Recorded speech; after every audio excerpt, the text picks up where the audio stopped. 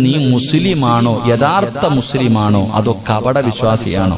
എടാ, നാവ് കൊണ്ട് അള്ളാനെ വിശ്വസിക്കുന്നവനാണോ, ഹൃദയം കൊണ്ട് വിശ്വസിക്കുന്നവനാണോ എന്ന് അളക്കാനാണെന്ന് നബിയുനാ റസൂലുള്ളാഹി. തഴമ്പിലും താടിയിലൊന്നും ഒരു കാര്യമില്ലട്ടാ.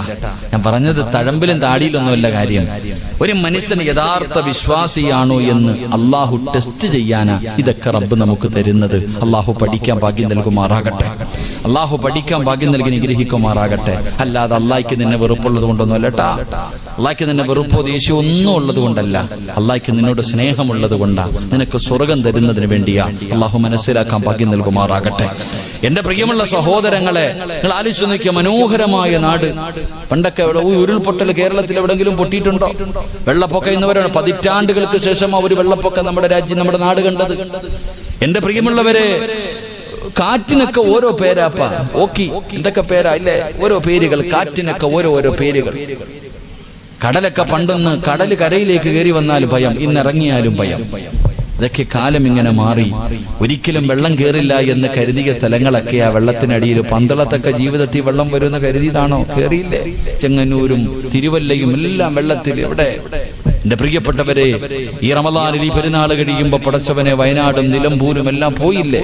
അള്ളാഹു എല്ലാവർക്കും അള്ളാഹു സമാധാനം നൽകി അനുഗ്രഹിക്കുമാറാകട്ടെ. മരണപ്പെട്ടവർക്ക് അള്ളാഹു ഷഹീദിന്റെ കൂലി കൊടുത്ത് അനുഗ്രഹിക്കുമാറാകട്ടെ. എന്റെ പ്രിയമുള്ള സഹോദരങ്ങളെ, അപ്പൊ ജീവിതത്തിൽ പ്രയാസങ്ങളൊക്കെ ഇങ്ങനെ നേരിടുമ്പോ അല്ല ചോദിച്ച എന്തെന്നറിയോ? അം ഹസിബുത്തും മൻ തദ്ഖുലുൽ ജന്ന. അല്ല ചോദിക്ക, സ്വർഗ ഓസിന് കിട്ടുമെന്ന് നീ കരുതിയോ? അതന്നെ അല്ല നമ്മളോട് ചോദിക്കാം. എടാ, സ്വർഗം വെറുതെ അങ്ങ് കേറി പോകാൻ പറ്റുന്ന ഒരു സ്ഥലമാണെന്ന് നീ കരുതിയോ? ഇല്ലടാ അനിയ, സ്വർഗ ഓസിന് കിട്ടൂലടാ. അല്ല പറയുകയാ, ഫലമ്മാ യഅതികും മസലുല്ലദീന ഖലൗ മിൻ ഖബലികും. നിന്റെ മുൻഗാമികൾ അനുഭവിച്ചതുപോലെ നീയും അനുഭവിക്കാതെ അല്ലാഹുവിന്റെ സ്വർഗം നിനക്ക് ലഭിക്കില്ലെന്ന് അല്ലാഹുവിന്റെ വിശുദ്ധ ഖുർആൻ. അല്ലാഹു നമുക്ക് ഈമാൻ നൽകി അനുഗ്രഹിക്കുമാറാകട്ടെ. എന്റെ പ്രിയമുള്ള സഹോദരങ്ങളെ, നമ്മൾ ഇന്നത്തെ ഈ കാലഘട്ടവുമായി നമ്മളൊന്ന് ചിന്തിച്ചു നോക്ക്. ഇന്നത്തെ വിഷയം, നമ്മൾ ജീവിക്കുന്ന ഈ കാലഘട്ടവുമായി ഇന്നത്തെ ഈ വിഷയത്തെ നിങ്ങളൊന്ന് ചേർത്ത് വായിച്ചു നോക്ക്. എന്റെ പ്രിയമുള്ള സഹോദരങ്ങളെ, മഹാനായ നബി മുഹമ്മദ് മുസ്തഫ സല്ലല്ലാഹു അലൈഹി വസല്ലമ തങ്ങൾ അല്ലാഹുവിന്റെ പ്രവാചകനെ കുറിച്ച് മക്കക്കാർക്ക് പറയാനൊന്നേ ഉള്ളൂ. 40ാമത്തെ വയസ്സാകുന്നത് വരെ മുത്തുനബിയെ കുറിച്ച് അല്ലമീൻ, അല്ലാഹുവേ, ആരും എത്ര വലിയ മനുഷ്യനും പ്രവാചകനെ കണ്ടാല് ബഹുമാനിക്കുകയാണ്.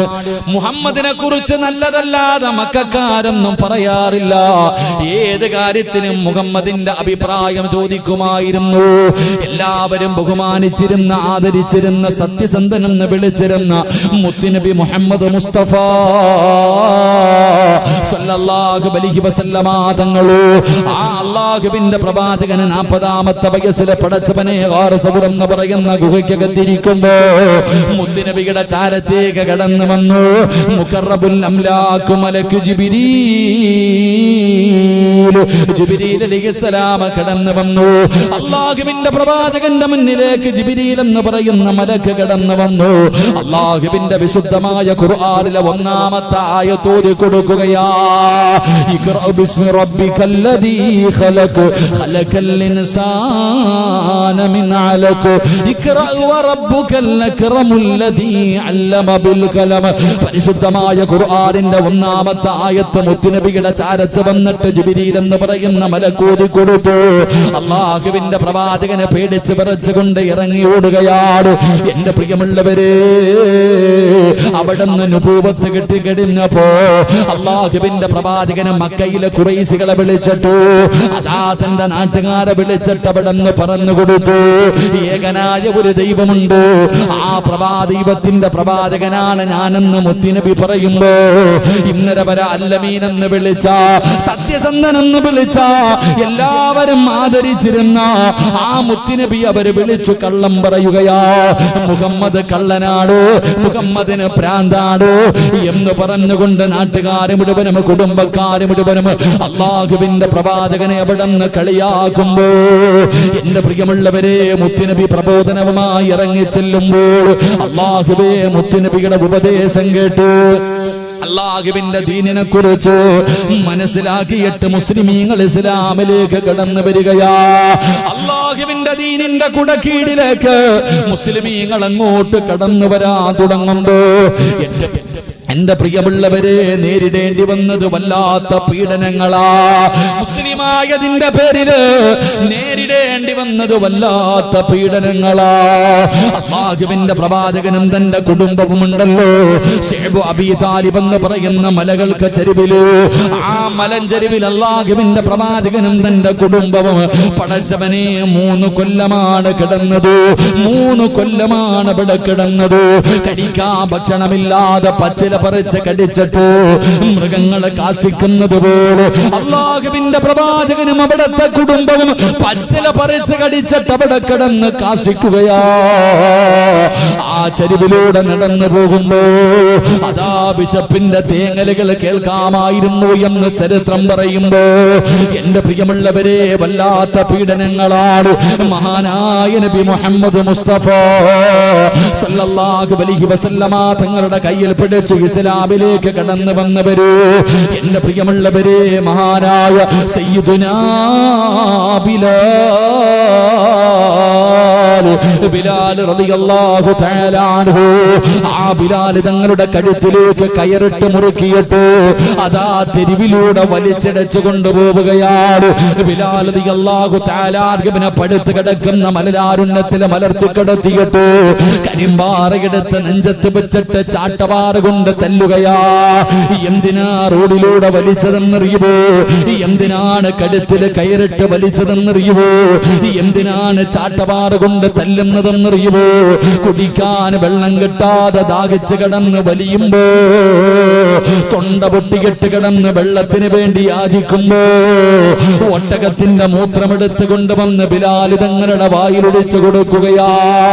കൊല ചെയ്തതിന്റെ പേരിലല്ല, മോഷണം നടത്തിയതിന്റെ പേരിലല്ല, വ്യഭിചരിച്ചതിന്റെ പേരിലല്ല, ഏതെങ്കിലും പാപങ്ങൾ ചെയ്തതിന്റെ പേരിലല്ല, രാജ്യത്തിനെതിരെ പ്രവർത്തിച്ചതിന്റെ പേരിലല്ല. പിന്നെ എന്തിനെന്നറിയുവോ? മുസ്ലിമായതിന്റെ പേരിലാ. അല്ലാഹുവിന്റെ ദീനിനെ കൊണ്ട് വിശ്വസിച്ചതിന്റെ പേരില് ബിലാൽ റളിയല്ലാഹു തആല അൻഹുവിനെ മലരാരുണ്യത്തിലിട്ട് തന്റെ നേതാക്കന്മാർ തന്റെ യജമാനനെ വിടന്ന് തല്ലിച്ചതയ്ക്കുകയാ. എന്റെ പ്രിയമുള്ളവരെ, മുസ്ലിമായി പോയതിന്റെ പേരില് മഹാനായ നബി മുഹമ്മദ് മുസ്തഫ സല്ലല്ലാഹു അലൈഹി വസല്ലമ തങ്ങളും മഹാനായ സയ്യിദുനാ ഉസ്മാൻ ഇബ്നു അഫ്ഫാൻ റളിയല്ലാഹു തആല അൻഹു രണ്ടുപേരും ഇങ്ങനെ മരുഭൂമിയിൽ നടന്നു പോകുമ്പോ അല്ലാഹുവേ, ഖുറൈശികൾ ഒരാണിനെയും പെണ്ണിനെയും ഇട്ട് തല്ലിച്ചതയ്ക്കുകയാ. തന്റെ പൊന്നാര മകന്റെ മുന്നിലിട്ട് വാപ്പാനെയും ഉമ്മാനെയും ഇങ്ങനെ തല്ലിച്ചതയ്ക്കുകയാണ്. പട്ടിയെ തല്ലുന്നത് പോലെ തല്ലുകയാണ്. എന്തേ ചെയ്ത തെറ്റെന്നറിയുവോ? അല്ലാഹുവിന്റെ ദീനിനെ കൊണ്ട് വിശ്വസിച്ചതിന്റെ പേരിലാ. എന്റെ പ്രിയമുള്ളവരെ, എന്ത് ചെയ്തിട്ടും അവര് പദത്തിൽ നിന്ന് തിരിച്ചു വരാതിരിക്കുമ്പോ എന്തേ ചെയ്തതെന്നറിയുവോ? ആരെയാണ് തല്ലിച്ചതയ്ക്കുന്നതെന്നറിയോ? മഹ്ദി സുമയ്യ ബീബി റളിയല്ലാഹു തആല അൻഹാ, അമ്മാർ റളിയല്ലാഹു തആല അൻഹു, യാസിർ റളിയല്ലാഹു തആല അൻഹു ഒരു ഭാര്യയെയും ഭർത്താവിനെയും മകനെയും ഇട്ട് തല്ലിച്ചതയ്ക്കുകയാ. എന്ത് ചെയ്തിട്ടും ദീനിൽ നിന്ന് തിരിച്ചു വരാതിരിക്കുമ്പോ എന്തേ ചെയ്തതെന്നറിയുമോ? അതാ തീ കത്തിക്കുകയാണ്. അതാ തീ കത്തിക്കുകയാണ്. ആ കത്തിക്കൊണ്ടിരിക്കുന്ന തീക്കകത്തേക്ക് സുമയ്യ ബീബി റളിയല്ലാഹു തആല അൻഹയുടെ പ്രിയപ്പെട്ട ഭർത്താവിന് കൈകാലുകൾ കെട്ടികെട്ട് കത്തിക്കൊണ്ടിരിക്കുന്ന തീയിലേക്ക് തല താഴ്ത്തുകയാണ്. തല കീഴായി കെട്ടി നിർത്തുകയാണ്. അവിടെ നിന്ന് തീ ഇങ്ങനെ പടർന്നു പിടിക്കുകയാണ്. തന്റെ പച്ചയിറച്ചി തീ കാരണം ഇങ്ങനെ കത്തുകയാണ്. തന്റെ പ്രിയപ്പെട്ട ഭർത്താവ് തീക്കകത്ത് കിടന്ന് നിലവിളിക്കുന്നത് കണ്ടപ്പോ സുമയ്യ സുമയ്യാ ബീബി റളിയല്ലാഹു തആല ഓടി വന്നിട്ട് തന്റെ പ്രിയപ്പെട്ട ഭർത്താവിനെ തീയിൽ നിന്ന് വെളിയിലേക്ക് തള്ളിയിടുകയാ. അതാ ശരീരം മുഴുവനും തീ ഇങ്ങനെ പടരുകയാണ്. അവസാനം മണലിന്റെ മുകളിൽ കിടന്ന് ഉരുളുകയാണ്. തന്റെ പ്രിയപ്പെട്ട ഭർത്താവിന്റെ ശരീരത്തിലെ തീയങ്ങണഞ്ഞു. അതാ പച്ചയിറച്ചി കരിഞ്ഞിരിക്കുകയാണ്. വേദന സഹിക്കാതെ പിടഞ്ഞുകൊണ്ടിരിക്കുമ്പോ അതാ വരുന്നു നബി മുഹമ്മദ് മുസ്തഫ സല്ലല്ലാഹു അലൈഹി വസല്ലമ തങ്ങള്. മുത്തുനബി കാഴ്ച ഇങ്ങനെ കാണുകയാണ്. അവിടുന്ന് ചോദിക്കുന്നു, നബിയേ, യാ റസൂലല്ലാഹ്, അല്ലാഹുവിന്റെ നബിയേ, അവസാനം വരെ ഈ പീഡനങ്ങളാണോ നബിയേ? അല്ലാഹുവിന്റെ റസൂൽ അവിടുന്ന് വിളിച്ചു, സുമയ്യ, നീയും നിന്റെ കുടുംബവും സ്വർഗത്തിലാണ്. സുമയ്യ, നീയും നിന്റെ കുടുംബത്തിലും സ്വർഗത്തിലാ. പറയുന്നത് അല്ലാഹുവിന്റെ പ്രവാചകരാ. ആ സമയത്ത് ഭാര്യ ഭർത്താവിനോട് പറഞ്ഞു കൊടുത്തത് എന്തെന്നറിയുമോ? ശരീരം മുഴുവനും കത്തിക്കരിഞ്ഞിട്ട് മരണത്തോട് മല്ലടിച്ചു കൊണ്ടിരിക്കുന്ന പ്രിയപ്പെട്ട ഭർത്താവിനോട് സുമയ്യാ ബീബി റളിയല്ലാഹു തആല അവിടുന്ന് വിളിച്ചു പറഞ്ഞത് എന്തിനെന്നറിയുമോ? ഇവര് നമ്മളെ തുണ്ടം തുണ്ടമായി വെട്ടിമുറിച്ചാൽ, ഇവരെന്തൊക്കെ ദ്രോഹങ്ങൾ നമ്മളോട് ചെയ്താൽ, നമ്മളെ ഇവന്മാര് കൊന്നുകളഞ്ഞാൽ അല്ലാഹുവിന്റെ ദീൻ വലിച്ചെറിയല്ലേ, ഇവന്മാരുടെ മുന്നിൽ തോറ്റുകൊടുക്കല്ലേ. ഉറക്കെ പറ, അല്ലാഹു വഹദ്, അല്ലാഹു വഹദ്. പ്രിയപ്പെട്ട ഭർത്താവിന് ഭാര്യ ഇങ്ങനെ ധൈര്യം കൊടുക്കുന്നത് കണ്ടപ്പോ അബൂജഹലിന് സഹിക്കാൻ കഴിഞ്ഞില്ല. അബൂജഹലിനെ സഹിക്കാൻ കഴിഞ്ഞില്ല. ഒരു കുന്തമെടുത്തിട്ട് സുമയ്യാ ബീബി റളിയല്ലാഹു തആല അൻഹയുടെ പുറകിലൂടെ കുത്തിയിറക്കുകയാ. അതാ തന്റെ വയറ് തുളച്ചിട്ട് വെളിയിലേക്ക് കമ്പി വന്നു. സുമയ്യാ ബീബിയെ ചവിട്ടി തറയിലിട്ടു. ആ മരണത്തോട് മല്ലടിക്കുമ്പോഴും ഭർത്താവിനെ വിളിച്ചിട്ട് പറഞ്ഞു, തോറ്റുകൊടുക്കല്ലേ, അല്ലാഹു വഹദ്. അതാ കാലെടുത്തിട്ട് മുഖത്ത് ചവിട്ടിയിട്ട് മണ്ണിലേക്ക് താഴ്ത്തുകയാ. ആ മണ്ണിൽ കിടന്നുകൊണ്ട് പറഞ്ഞു, അല്ലാഹു വഹദ്. ഭർത്താവിന് ധൈര്യം കൊടുക്കുകയാണ്. ആ സമയത്തുണ്ടല്ലോ സുമയ്യാ ബീവിയെ പിടിച്ചു മലർത്തി കിടത്തിയിട്ട് ആ പഴിപ്പിച്ച കുന്തമങ്ങ് വലിച്ചൂരിയിട്ട് സുമയ്യാ ബീബി റളിയല്ലാഹു തആല അൻഹയുടെ മുഖ്യഭാഗത്തേക്ക് ആ കുന്തമങ്ങ് കുത്തിയിറക്കിയിട്ട് പച്ചയിറച്ചി വലിച്ചെടുക്കുമ്പോഴും സുമയ്യ വിളിച്ചു പറഞ്ഞത്, അല്ലാഹു വഹദ്, അല്ലാഹു വഹദ്. എന്റെ പ്രിയമുള്ളവരെ, ത്യാഗം സഹിക്കാൻ തയ്യാറാകണേ. നമുക്കൊന്നാമതായിട്ട് വേണ്ടത് ത്യാഗമാണ് സഹോദരാ. എത്ര വലിയ പീഡനവും നേരിടാനുള്ള ഒരു മനസ്സാ. എന്റെ പ്രിയമുള്ളവരെ, ഇതാണ് ഹിജ്റ നമുക്ക് പഠിപ്പിച്ചു തരുന്നത്. അല്ലാഹുവിന്റെ പ്രവാചകന്റെ സ്വഹാബികള് നമുക്ക് പഠിപ്പിച്ചു തരുന്നതെന്നാണ്. ഏത് ത്യാഗത്തിനും ഞാനും നിങ്ങളും തയ്യാറാകണം. എന്റെ പ്രിയമുള്ളവര്, അല്ലാഹുവിന്റെ പ്രവാചകന്റെ മുന്നിലേക്ക് അതാ അബ്ദുല്ലാഹ് ഇബ്നു അറത്ത് റളിയല്ലാഹു തആല അൻഹു കടന്നു വന്നിട്ട് പറഞ്ഞു, യാ റസൂലല്ലാഹ്, കണ്ടോ നബിയേ, എന്റെ പച്ച ഇറച്ചി കുത്തിയെടുത്തിട്ടുണ്ട് നബിയേ. അതാ കമ്പി പഠിപ്പിച്ചിട്ട്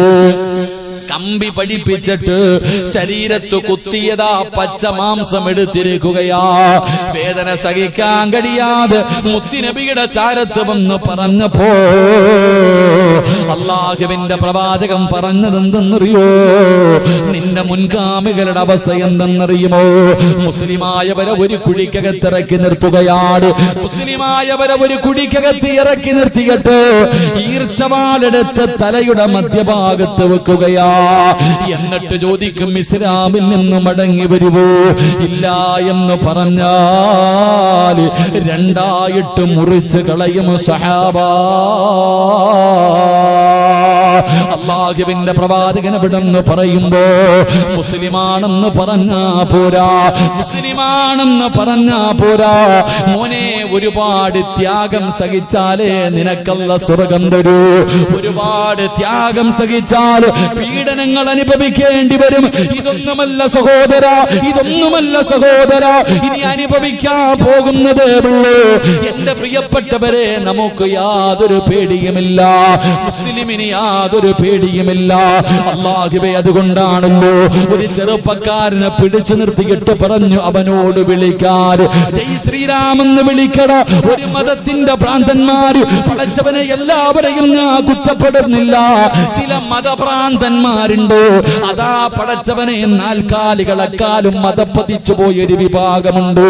സ്വന്തം അച്ഛന്റെ മുന്നിൽ വെച്ചു പൊന്നുമോനെ പിടിച്ചു നിർത്തിയിട്ട് തല്ലുകയാണ്, തല്ലിച്ചതയ്ക്കുകയാണ്. വിളിക്കടാ പേര്, ദൈവത്തിന്റെ പേര് വിളിക്കടാ, വിളിച്ചില്ലെങ്കിൽ കൊല്ലുമട. അവസാനം തന്റെ തലയിലേക്ക് പെട്രോളെടുത്തൊടിച്ചിട്ട് എടാ വിളിച്ചില്ലെങ്കിൽ കത്തിക്കുമടാ എന്ന് പറയുമ്പോ ജന്മം കൊടുത്ത വാപ്പ പോലും പറഞ്ഞു വിളിക്കുമോനെ, സ്വന്തം വാപ്പ പോലും പറഞ്ഞു വിളിക്കടാ മോനെ. ശരീരത്ത് പെട്രോൾ ഒടിച്ചിട്ട് വിളിക്കാൻ പറയുമ്പോ ഇല്ലെങ്കിൽ നിന്നെ കത്തിക്കുമടാ എന്ന് പറഞ്ഞപ്പോ വാപ്പ പോലും പറഞ്ഞു അത്രേ, മോനെ വിളിച്ചേക്കടാ. ഇല്ല വാപ്പാ, കൊന്നാലും ഞാൻ വിളിക്കില്ല വാപ്പാ. അല്ലാഹുവേ, ആ പൊന്നുമോന് നീ ഷഹീദിന്റെ കൂലി കൊടുക്കണേ അല്ലാ. സഹോദരാ, ഈമാൻ എന്ന് പറഞ്ഞാൽ ഇതാണ്, ഈമാൻ എന്ന് പറഞ്ഞാൽ ഇതാണ്. നീ ആരെന്നറിയുമോ, നീ ആരെന്നറിയുമോ? ലോകത്ത് മുസ്ലിമീങ്ങൾ മാത്രമേ ദുആ ചെയ്യാറുള്ളൂ. നമുക്ക് മരണത്തിന് പേടിയില്ല, നമുക്ക് മരിക്കാൻ പേടിയില്ല. ലോകത്ത് നമ്മൾ മാത്രമേ ദുആ ചെയ്യാറുള്ളൂ. അല്ലാഹുവേ, ഈമാനോടുകൂടിയുള്ള ഒരു നല്ല മരണം തരണേ അല്ലാ. വെള്ളിയാഴ്ച രാവിലെ മരണം തരണേ അല്ലാ. മരിച്ചു കിടക്കുമ്പോ മുഖത്ത് നീ പുഞ്ചിരി തരണേ അല്ലാ. മരിക്കാൻ നമുക്ക് പേടിയില്ല, നമുക്കൊരു ഒരേ ഒരാഗ്രഹമേ ഉള്ളൂ. ഒരു യഥാർത്ഥ വിശ്വാസിക്ക് ഒരേ ഒരാഗ്രഹമേ ഉള്ളൂ. അവന് അധികാരം കിട്ടണമെന്നോ, അവന് പണം കിട്ടണമെന്നോ, അവന് രാജ്യം മുഴുവനും ഭരിക്കണമെന്നോ ഒരു യഥാർത്ഥ വിശ്വാസിയുടെ അഭിലാഷം അതല്ല. അവൻ ഒരേ ഒരു അഭിലാഷമേ ഉള്ളൂ. ഏതാണ് അവന്റെ അഭിലാഷമെന്നറിയുമോ? മലക്കുൽ മൗത്ത് അസുറായിൽ അലൈഹിസ്സലാം റൂഹ് പിടിച്ച് തൊണ്ടക്കൊടിയുടെ ഭാഗത്തേക്ക് കൊണ്ടുവരുമ്പോ ആ സമയത്ത് പറയണം ലാ ഇലാഹ ഇല്ലല്ലാഹ്. ഇതാണ് ഒരു യഥാർത്ഥ വിശ്വാസിയുടെ അഭിലാഷം. അവന്റെ ജീവിതത്തിലെ ഏറ്റവും വലിയ മോഹം ഇതാണ്. എന്റെ പ്രിയമുള്ളവരെ, നമ്മുടെ അഭിലാഷവും അത് തന്നെയാ, നമ്മുടെ അഭിലാഷവും അത് തന്നെയാ. എവിടെ കിടന്ന് മരിച്ചാൽ, നടറോഡിൽ കിടന്ന് വെട്ടുകൊണ്ട് മരിച്ചാൽ ആ വെട്ടുന്നവന്റെ മുഖത്ത് നോക്കി ചിരിച്ചിട്ട് പറയണം ലാ ഇലാഹ ഇല്ലല്ലാഹ് എന്ന് പറഞ്ഞു മരിക്കാനാ ആഗ്രഹിക്കേണ്ടത്, അതിനു വേണ്ടിയാ പരിശ്രമിക്കേണ്ടത്. അല്ലാഹുവേ, നീ ഞങ്ങൾക്ക് ഈമാൻ നൽകണേ അല്ലാ. അല്ലാഹു നമുക്ക് ഈമാൻ നൽകി അനുഗ്രഹിക്കുമാറാകട്ടെ. എന്റെ പ്രിയമുള്ളവരെ, ഒരു വിശ്വാസിക്ക് വേണ്ട ഒന്നാമത്തെ കാര്യം ത്യാഗങ്ങൾ സഹിക്കാൻ തയ്യാറാകണമെന്ന് നബി മുഹമ്മദ് മുസ്തഫ. ഉറക്കെ പറ, നബി മുഹമ്മദ് മുസ്തഫ. ത്യാഗങ്ങൾ സഹിക്കാൻ മുസ്ലിമാണെങ്കിൽ നിന്റെ മുൻഗാമികളെ പിടിച്ചു നിർത്തിയിട്ട് തല്ലിച്ചതയ്ക്കുമായിരുന്നു, ജീവനോടെ കത്തിക്കും. ശരീരത്തിൽ നിന്നും മാംസങ്ങൾ ഇങ്ങനെ വെട്ടി വെട്ടി മുറിച്ചെടുക്കുമായിരുന്നു. എന്നിട്ടും അവർ രക്ഷപ്പെട്ടു, അവർ ഈമാനിൽ ഉറച്ചു നിന്നു. അതുപോലുള്ള ഒരു ഈമാൻ നമുക്കുണ്ടെങ്കിലേ നമുക്ക് രക്ഷപ്പെടാൻ കഴിയൂ. അള്ളാഹു ഭാഗ്യം നൽകുമാറാകട്ടെ, അള്ളാഹു ഭാഗ്യം നൽകുമാറാകട്ടെ. എന്റെ പ്രിയമുള്ള സഹോദരങ്ങളെ, ഒരു ചെറുപ്പക്കാരനെ, എവിടെയാണ് നമ്മുടെ രാജ്യത്ത് എവിടെയോ ഒരു ചെറുപ്പക്കാരന്റെ ശരീരത്തിലേക്ക് പെട്രോൾ ഒഴിച്ചിട്ട് കത്തിക്കുമ്പോഴും വാപ്പ പോലും പറഞ്ഞു അത്രേ, മോനെ വിളിച്ചേക്കടാന്ന്, ജീവൻ കിട്ടുമെന്ന്. ഇല്ല വാപ്പ, ഞാൻ വിളിക്കൂല. നമ്മളെ എങ്ങാനും പിടിച്ചു നിർത്തിയുള്ള അവസ്ഥ ആലോചിക്ക്. നമ്മളെ എങ്ങാനും തീയൊന്നും എടുക്കണ്ട, 4 പേര് വളഞ്ഞിട്ട് 4 തല്ല് തല്ലിയാ നമ്മൾ പറയും വേണമെങ്കിൽ അള്ള നീയാതെ വരെ പറഞ്ഞേക്കാം. അതാ നമ്മുടെ അവസ്ഥ, നമ്മുടെ ഈമാൻ അതാ. എവിടെയെങ്കിലും പിടിച്ചു നിർത്തിയിട്ട് 4 തല്ല് അപ്പൊ പറയാം നീ തന്നെയാണ് അള്ളാന്ന് വരെ പറയാൻ നമ്മൾ തയ്യാറാ. കാരണം നമുക്ക് ജീവൻ വേണം. സഹോദര, ത്യാഗം സഹിച്ചാലേ നിനക്ക് സ്വർഗം കിട്ടൂ. അള്ളാഹു നമുക്ക് ഈമാൻ നൽകുമാറാകട്ടെ. അള്ളാഹു ഈമാൻ നൽകുമാറാകട്ടെ. ഞാനിത് പറഞ്ഞത് മാനസികമായിട്ട് തയ്യാറെടുക്കാൻ വേണ്ടിയാ. തുടങ്ങിയിട്ടേ ഉള്ളൂ. ഇതൊന്നും ഒരു തുടക്കല്ല. ഇതൊന്നും തുടക്കമല്ല. ഇനി വെടിക്കെട്ട് വരാൻ പോവാ. 4 ഭാഗത്ത് നിന്നും തല്ലാൻ പോവാ. റെഡിയായിക്കോ കൊള്ളാൻ. അള്ളാഹു ഈമാൻ തരുമാറാകട്ടെ. അള്ളാഹു ഈമാൻ തരുമാറാകട്ടെ. വെറുതെ കടന്ന് അങ്ങോട്ടും ഇങ്ങോട്ടും ചാടിയിട്ടും ബഹളം വെച്ചിട്ടൊന്നും ഒരു കാര്യമില്ല. ഇനി റബ്ബിന്റെ സഹായം മാത്രമേ ഉള്ളൂ. വേറെ ഒന്നും നോക്കണ്ട. ഞാൻ പറയുന്നത് നിങ്ങൾക്ക് മനസ്സിലാവും തോന്നുന്നുണ്ട്. എന്റെ പ്രിയമുള്ള വയത് ലൈവായത് കൊണ്ട് ഇത്തിരി പരിധികൾ ഇട്ടല്ലേ പറയാൻ പറ്റൂ. ഉള്ള കാര്യം ഞാൻ പറയാ. നമുക്കിനി രക്ഷപ്പെടാൻ ഒറ്റ വഴിയേ ഉള്ളൂ, മുകളിലിരിക്കുന്നവന്റെ സഹായം. അതുകൊണ്ട് ഈമാൻ ഉറപ്പിക്ക്. അതല്ലാതെ വേറെ ഒരു വഴിയുമില്ല. അള്ളാഹു ഈമാൻ നമുക്ക് നൽകുമാറാകട്ടെ. അള്ളാഹു നമുക്ക് ഈമാൻ നൽകുമാറാകട്ടെ.